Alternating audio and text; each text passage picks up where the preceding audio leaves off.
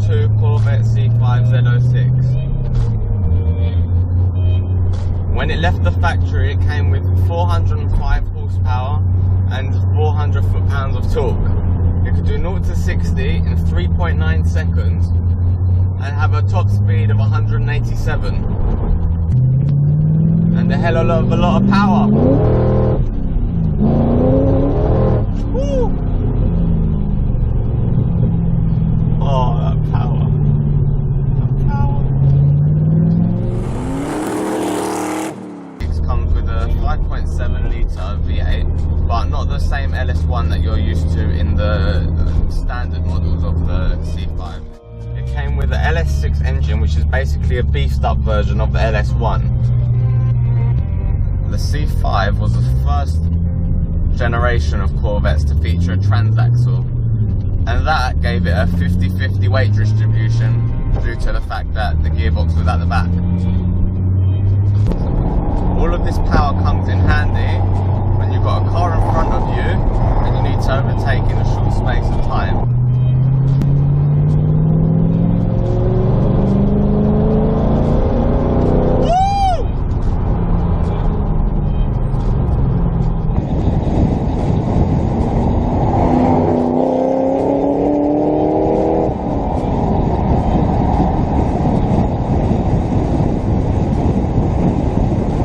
The Z06 could do a quarter mile in 12.4 seconds.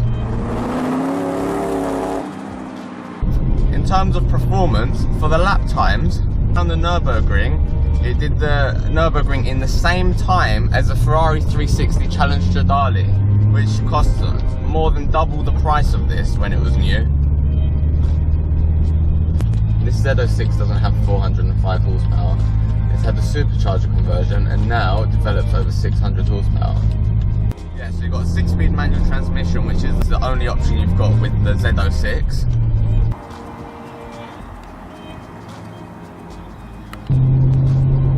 Now you've got massive 265 tyres at the front and 295s at the back, which gives it quite good handling around the corners. It feels quite well planted into the corners. When you put your foot down as you're exiting the corner, you've got to be careful to not get oversteer.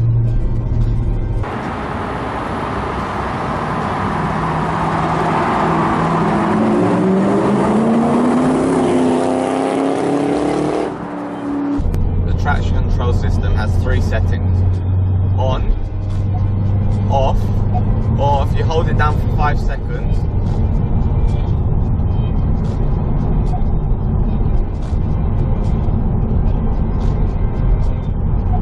competitive driving mode, which, having it on, obviously you've got all the driver aids on. Off, it switches it all off, so all the stability controls, the traction controls, competitive driving mode. And what that does is turns the traction control off, but leaves things like the stability program and other parts on, so it gives you a little bit of leeway, but without letting you go into danger mode.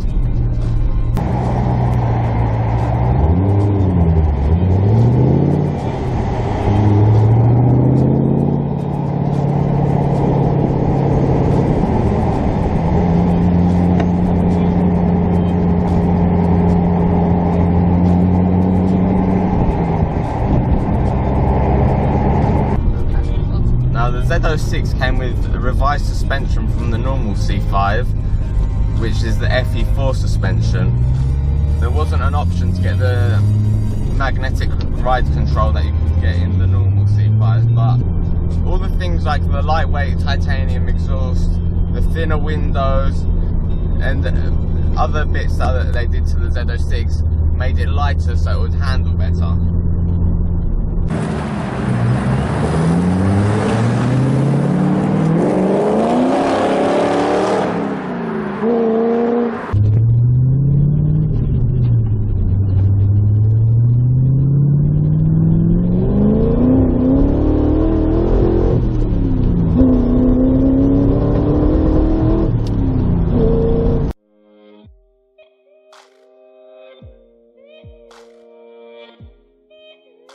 Z06 had extra equipment on top of the normal C5, such as functional brake cool ducts to cool the front and rear brakes, lighter, thinner windows to make it lighter, a titanium exhaust. It also had a fixed rear aerial to save weight, and it also had a lighter battery, and in total it was about 30 pounds lighter than the standard coupe. Obviously the Z06 was only available with the fixed roof, so no convertible and no Targa roof available for the Z06. Okay, let's talk about the interior. Now, the quality of it is quite low. There's a lot of cheap plastics and it feels quite flimsy. It's got some good features. The heads-up display is really good. It's really clear, which is good. It displays your revs, your speed, and you can have the option of changing it between things like oil pressure, engine temperature, the amount of petrol you've got.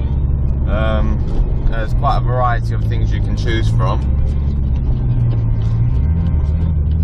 which is quite good, quite handy, so you don't have to take your eyes off the road. The actual gauges on the instrument panel are quite nicely laid out.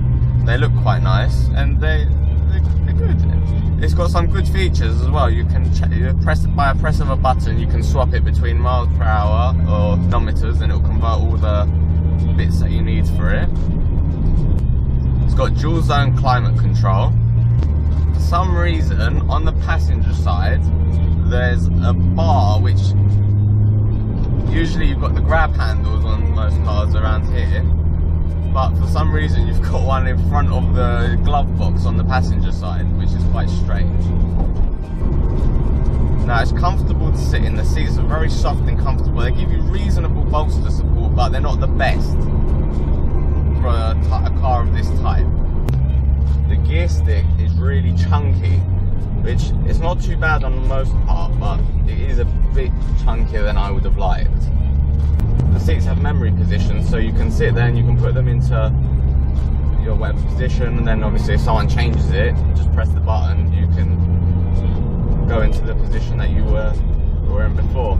Also, it's got nice features, like it's got dual zone climate control, got easy entry, so once you turn the car off, take the key out, it will recline the seat further back, so it's easier for you to get in and out. And it's got quite a few other little nifty features which you wouldn't expect for a car of this age.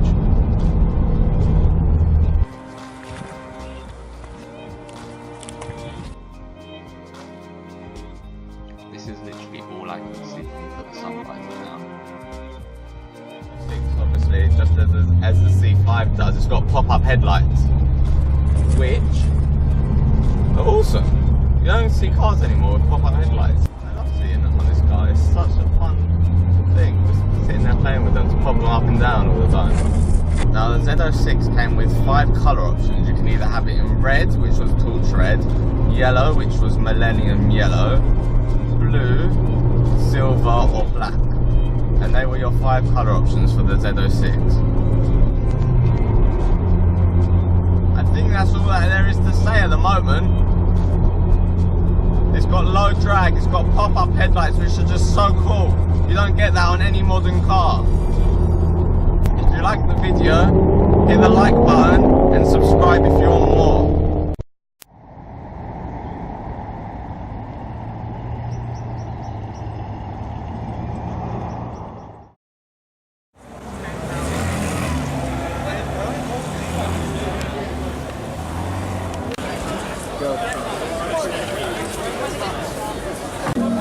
I don't know if I'm going to call out a oil.